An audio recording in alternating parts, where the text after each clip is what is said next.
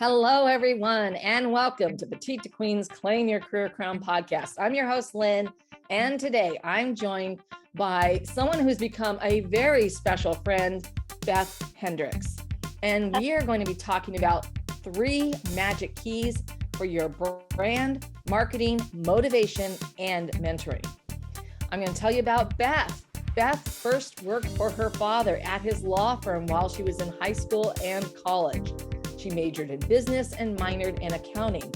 Then, after having 3 boys with her husband, she got her MBA in an executive program, graduating with high honors and being nominated to Phi Kappa Phi, National Honor Society, and Beta Gamma Sigma.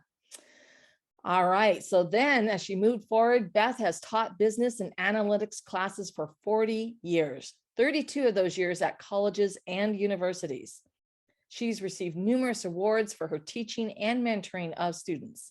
She wrote and published an integrated marketing communication book and has had her research published in professional journals.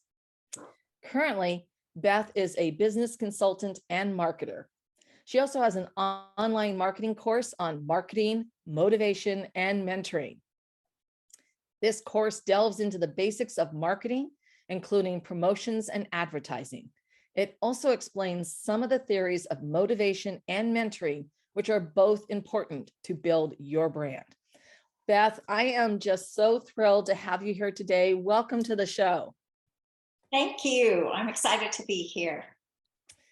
Well, and as we get started, I just want to remind our listeners, if you are joining us for the very first time, make sure you don't miss a single episode by subscribing to Claim Your Career Crown wherever you get your podcasts. And while we're on the subject, please, if you love the show and you love what we're doing, take that extra moment and leave us a 5-star review. We would very much appreciate it. So Beth, I would really like to sort of dive into what inspired you as you in this transition from being a college professor to start your own business. Well, my husband and I have always had our own business on the side, even when I was a college professor. We've always had our own businesses. But when I decided to retire from the formal classroom and from the university, I had a former student reach out to me and say, will you do some leadership conferences with me, some women's leadership conferences? And of course, I jumped at the chance. And it was so interesting to me because we would have these conferences and these women would come, and it was almost heartbreaking. They felt like they were stuck. They, were doing jobs that they didn't like. Maybe their partner didn't like their job. They just felt stuck, kind of living paycheck to paycheck. And that got me motivated. But then COVID happened. And then my husband is high risk. And so we literally sat home for 2 years. His doctor told him if he got COVID, it would kill him. And so I kept thinking, how can I help these women? How can I help them so they don't feel like they're stuck? Well, I've been teaching marketing and analytics, like you said, for years and years and years, but to young college students, because the university I taught at, the average age is 21. I hadn't been really teaching women who were older than millennials or Gen Z. And I started thinking, well, marketing, you really don't need an advanced degree to do marketing. And so if you notice on my class, if you go hit my class, I wrote on there the fastest way to a career, because it really is. If you study how to market your products, you don't need an advanced degree. You don't even really need a bachelor's degree. And I noticed also that my students, some of my younger students, they would come and take classes, and then they go out and do summer sales, for example, and they'd say sell pest control or satellite service and make far more. They'd come back and they would say, well, I can make more money doing sales than I can getting a degree and going working for a company. And so I thought, this is how I can help these women. I can create a class, kind of jumpstart them into thinking about marketing, and then teach them how to do that and get them out of that position that they've been in. So that's kind of what happened. And then I'm very interested in mentoring, because when I came to the university that I taught at, I noticed that they didn't have a lot of societies or opportunities outside the classroom. So I started several organizations at the university. And one of those was Adobe Analytics, because I had a student again who took all my classes, and then he started working for Adobe in Lehigh. And when Adobe first started doing analytics, I thought, that's crazy, because Adobe is known for graphic design. But they bought out a company in Provo, and then that's where they got into the analytics, and it just grew and grew and grew. And so I did my sabbatical down there and came back and taught analytics at the University, BYU, Idaho. And I actually had a team. We were the only undergraduate team. They entered the competition and they took fifth place. And everybody kept saying, your students are only, sophomores and juniors. And I said, yes, they are. So I thought, this is amazing. Again, opportunities that I can offer. And that's really why I started my class and have done research on mentoring. And I will also give you my link to my survey. It's a Qualtrics link, and I'd love to have more people take that, because I found fascinating information from that survey too that's really helped me. So that's why I called it Beyond Marketing, because again, I'm really interested in theories of motivation, what gets people to buy, why are they interested, and then again, mentoring. And I tell people this all the time with mentoring. I have 3 sons that are far more successful than I am, or my husband. Our son went into medical school and makes 3 times the money that we do and has more free time. Do I feel bad about that? Not a bit. I love it. I think it's great. And I have students contact me all the time. Hey, this is what I'm doing. And I just had a magazine that I picked up, our alumni magazine. And one of my students is now working he's working in Silicon Valley and has a very successful career. I had him back in 2004 and he mentioned me. And I thought, yes, what I've been trying to do, mentor others, is working. And no one can feel bad about that, because in my survey on mentoring, there was a lot of people mentioned jealousy.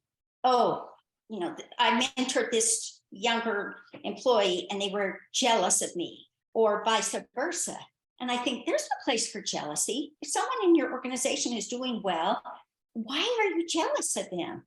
So anyway, that's kind of how I started this class. And I really hope that people that take the class, if they have questions, I hope they'll reach out to me. I hope they'll connect with me and I can mentor, because that's what I believe in. Yeah. Well, you've just explained a lot of this, but I'm still going to go to this question about why are marketing, motivation, and mentoring those 3 magic keys for your brand? Because you didn't really touch on that side of it. Okay. Why is it? Oh, very good. So again, if you know the basics of marketing, it's product, price, place, and promotion. That was 4 P's that really started out with, right? And you have to think about, all right, with motivation, why would someone be motivated to buy my product, correct? Yeah. And if you've ever listened to Steve Jobs or other CEOs who were very successful, they'll say, we figured out a product that you didn't even know you needed, but we found it and we produced it and we made it, and all of a sudden you need it and you start buying it. And same with Amazon, right? So I have in my course have incorporated that product, price, place, promotion with motivation. So if you are struggling to pay your basic bills, you're not going to be motivated to go out and buy jewelry, right? If you need to know where your target is on that hierarchy of need, Maslow's hierarchy of need. Yeah. And then you have to say, okay, now I have this product, I've placed it now, and I've priced it correctly, but how am I going to get those people that are not only buying it, but that are my brand ambassadors? My brand ambassadors. And I always tell the story of my dad. So my dad always drove BMWs.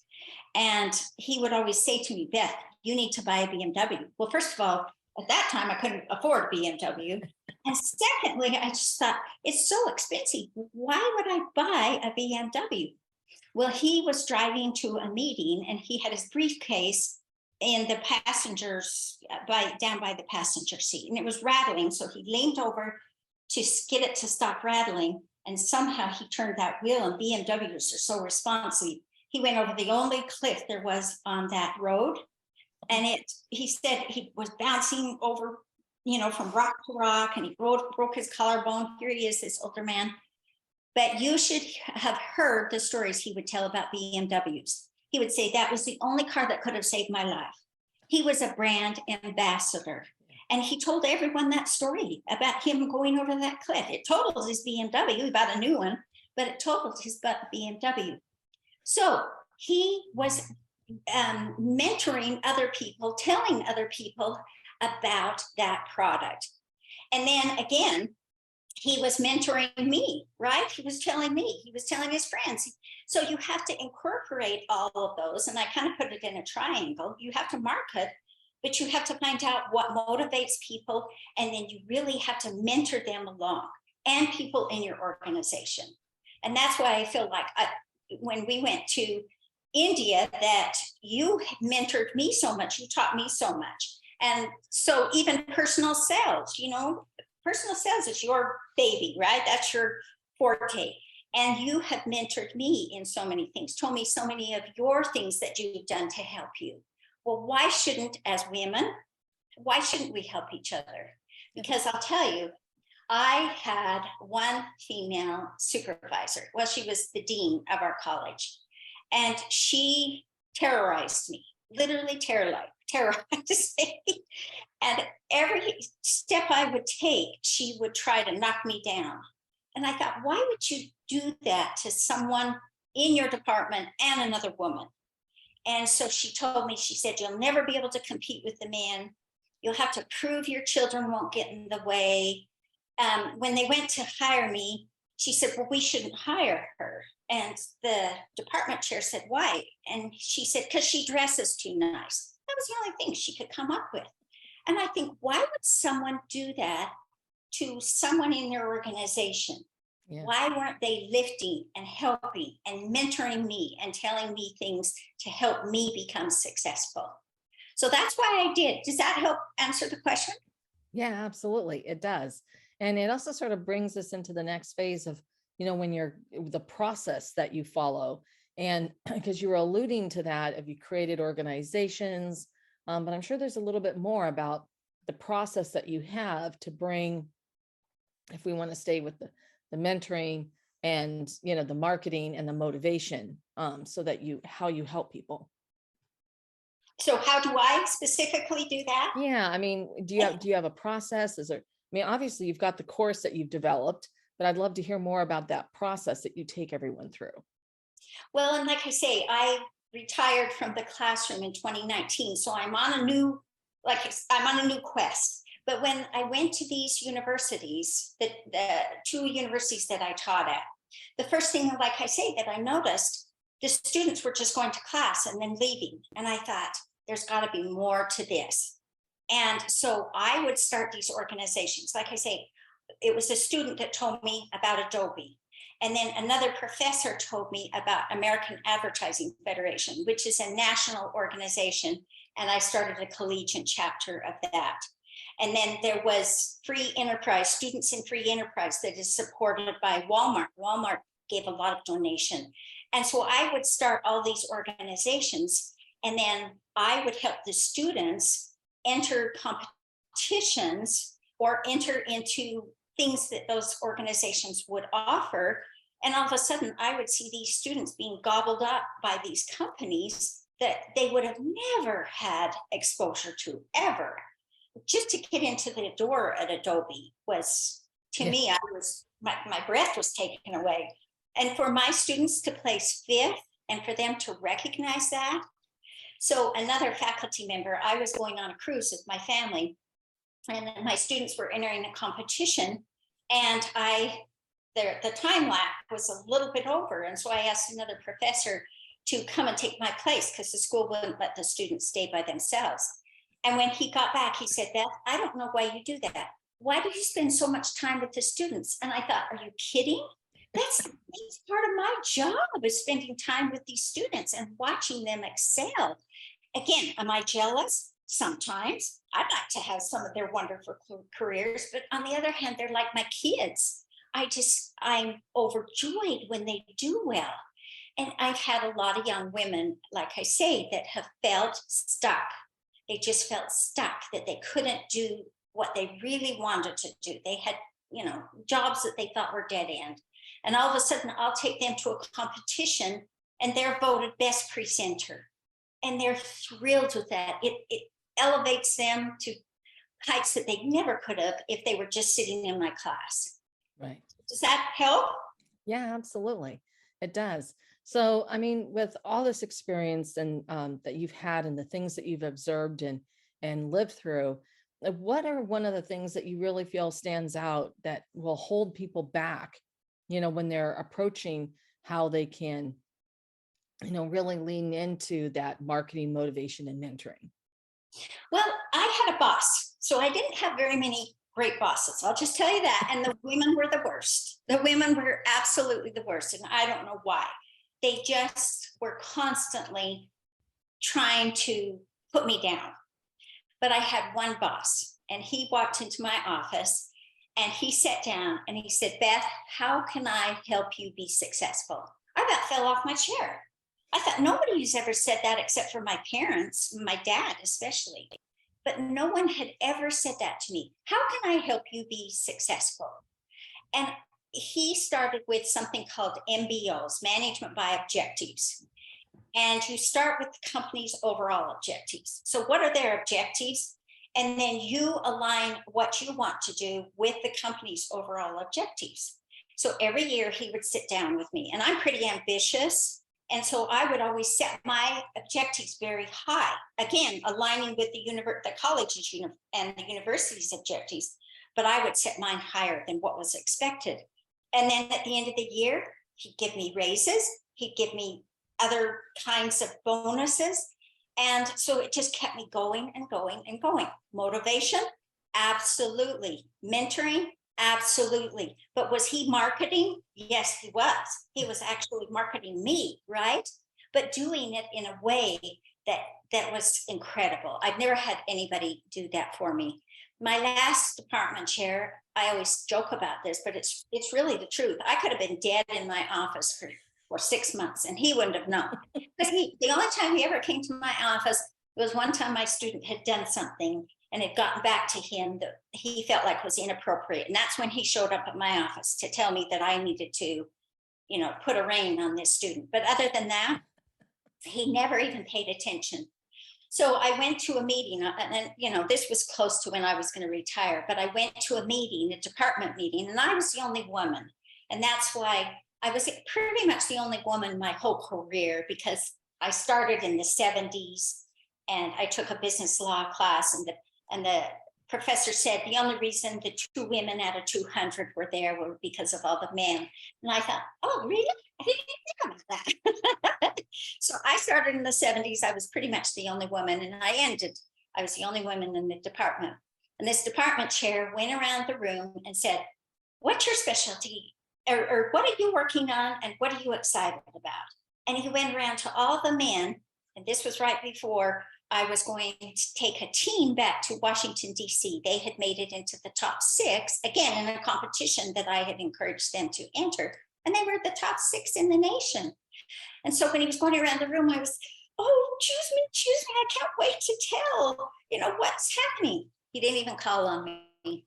So I walked out that day and I thought, I'm not going to ever go back to his meetings. I don't care what he does. I'm never going to go back. So I never did. And that's why I said I could have been dead in his office and he would have never known it. So did he motivate me? No, I was just motivated myself. Did he mentor me? No.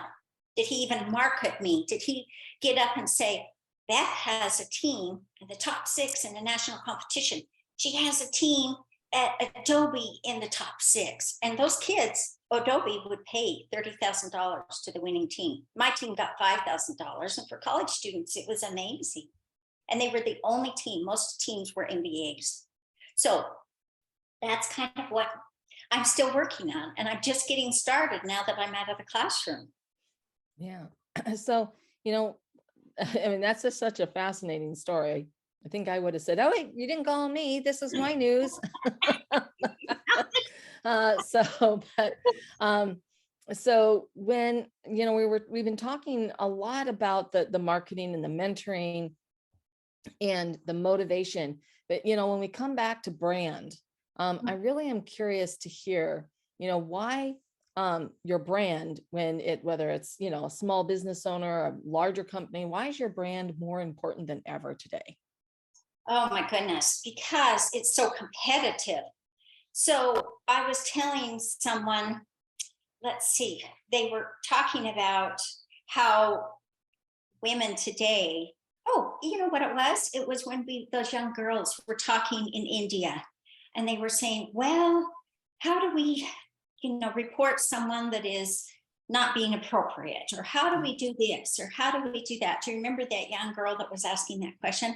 And I thought, let me talk, because back when I started, I was doing accounting for Utah Council of Small Business, actually. I was doing accounting, and I had my first son, and no one else knew how to do the accounting. So I would bring my son and literally put him in the closet while I was doing their accounting. They had a little closet there in the office.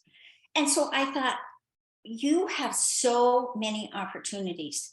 You just don't even know. For me to even put a class online, when I've been teaching for 42 years, to put a class online, I can put a class online and reach people anywhere in the world. So your brand has to be so prominent, and it has to speak to what you are doing, and it has to stay clean and worthy of buyers or people that are going to consume your brand. So I'm constantly telling students, you need to probably do a little research. And if I may, let me tell a little story about my students, because our university, BYU Idaho, is owned by the LDS Church. And we had a code of conduct. So the students can't drink, they can't smoke, they have to keep this code of conduct. Well, American Advertising, which I had started, right? They came to all these universities and they said, we want to get college students to stop binge drinking. And they gave some of the statistics of college students who were binge drinking. We've got to stop this. I mean, I don't remember if it was Minnesota or Wisconsin, had so many deaths per year from alcohol poisoning. I was shocked, because I don't drink, my husband doesn't drink. So my students start doing these ads, right? And they started making up these advertisements with college students vomiting in toilets or falling over tables, right? And I said, none of us really know that much about binge drinking, because we can't do it on campus and the students are held to that conduct, right? So I said, let's put it on a blog and just see what people think about it. Yeah. We got responses from Japan and all over the world. And they said, your ads made us want to drink more. Oh. You bunch of churchgoers, your ads made us want to drink more. Falling over tables, vomiting in the toilet is a rite of passage. And so those students were doing totally opposite of what that organization wanted. It wanted them to get to stop. So my students would always complain. They'd say, oh, we don't want to do the research. And I said, you have to, because what if we had presented that? Our brand would have been ruined, right? We would have been the laughing stock of the competition. And actually the winners, their strategy was great, because they said the stupid drink. And what they were saying is, we know college students drink and we know that they consume alcohol, but there's this, you drink so much, you drink so many drinks, but this last stupid drink is the one that pushes you over. And then you maybe have the alcohol poisoning, or, you do something that fatally hurts someone or yourself. And I thought that was genius. The stupid drink, they called it. And they had this visual of all these glasses.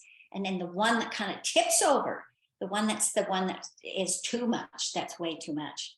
So the brand is everything. I mean, just think how much companies are spending on just promoting their brand, and we call that more public relations, right? Because they'll come out and say, here's what our company's doing. Here are the issues we we promote, and they have nothing to do with necessarily the brand, but again, it's trying to strengthen that brand. And I was listening this morning that Uber's new CEO actually goes out and drives Ubers to kind of find out what is happening with his Uber drivers, because they're gig workers. So he's actually, I was so impressed with that he's actually going out and driving Ubers to find out what the experience is like. So again, wonderful as far as trying to create that brand and keep it intact. Yeah, no, absolutely. That's a really good, I think you should also be sending out one of his female family members to be a writer to give him feedback as well. Yeah. On the other side of that coin. So what should listeners do to enhance their brand? What's a piece of advice that you can give them that could help them today, tomorrow, or this next week to enhance their brand? Well, like I say, I'm a big researcher. I love to do the research. And that's what I was saying about my survey. So I created the survey. And like I say, I would love to have your listeners take the survey. It's done through Qualtrics. And so they won't be linked back unless they want to put their name in, because I give out, randomly give out prizes for people who will take the survey. But I would love to get their take on mentoring and what has helped them and what they feel like could help them. One of my ideas is, again, I noticed that they would assign me to other faculty members. What if my success or my payment was tied to my mentee and vice versa? Wouldn't that make me a better mentor? I mean, it kind of forced me to do it, but I just noticed people would just slack off about that, and in other organizations as well. So research is huge for me. So you said, what can they do for their brand? Do some research on their brand. Find out what people think about it. They might be surprised. They might be surprised that they think about it like my dad thinks about BMW. He could have been on, billboards all over the country. This older attorney went off a cliff, but he swears it was because of his BMW that he was safe. And so students, like I say, they don't really like to do it. But again, even the analytics. So students would say, well, why are you making us learn Adobe when we can just use Google? And so when I was at Adobe, I asked them that question. And they said, well, because all the data Adobe gets back is proprietary. With Google, anyone can see your analytics. But with Adobe, and it was amazing. We could go and find young women that had gotten engaged and posted it on Facebook, how they came to our website, where they were going, what they were looking at, if they were registering for our bridal registry, whatever, and then where they were going to. That is such valuable information, because these students, I'll just tell you without naming the brand, because we had to kind of sign it, but the students that were made 5th place in Adobe Analytics, they were analyzing what was happening on this huge organization, this corporation's website. And they found that consumers were going to this one part of the website first. And so they said, well, why don't you have that at the top? When somebody opens your website, why isn't that at the top? And they said, that's why you got 5th place, because we've already been looking at that. We noticed that. And here's my little sophomores and juniors, they figured it out. So to me, research, find out what people are thinking about your brand. Find out if they have different thoughts than what you think they are, because that will help you so much. And you'll get so many insights from that. All right. Beth, thank you so much. And this has been such a great discussion, and the research piece is that crowning piece for us to say thank you for being on the show and sharing 3 magic keys for your brand marketing, motivation, and mentoring.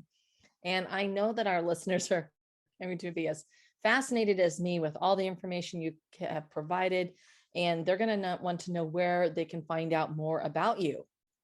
Yes. So my class is Beth Hendricks Beyond Marketing thinkific.com. I went with Thinkific because that was, again, the first one I searched for, and that one came up. So please take that class. I would love to have you take it. One of the things that I do stress as well is strategy.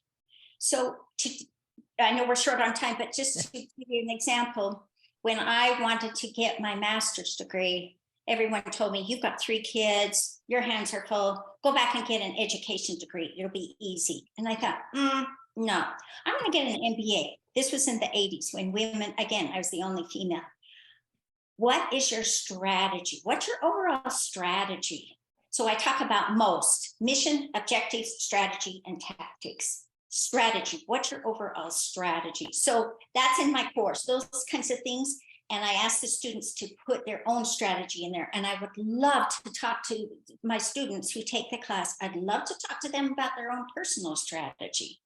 So they can find me on the Think Cafe, and then I'm on LinkedIn. It's under Beth Hendricks. I'm not real active on Facebook, but LinkedIn is probably, if you want to talk to me and message me and link with me, I'd love that. All right. And we'll include all those links below, including Beth's survey, so they are just a single click away. And Beth, thank you again. This has been such an informative discussion. And thank you for everyone who tuned in today. We are so glad you've been with us. And if you have any ideas that you'd like to share, please let us know. You can leave us a comment down below. We love hearing your thoughts. And if you have a question or would like to suggest a topic for discussion, you can email us at jointheconversation@petitetoqueen.com. And to stay current with all of our insightful advice, our breakthrough advantages, you can sign up for our weekly Wisdoms newsletter, and you won't miss a single episode of Claim Your Career Crown. I want to thank everyone again for tuning in.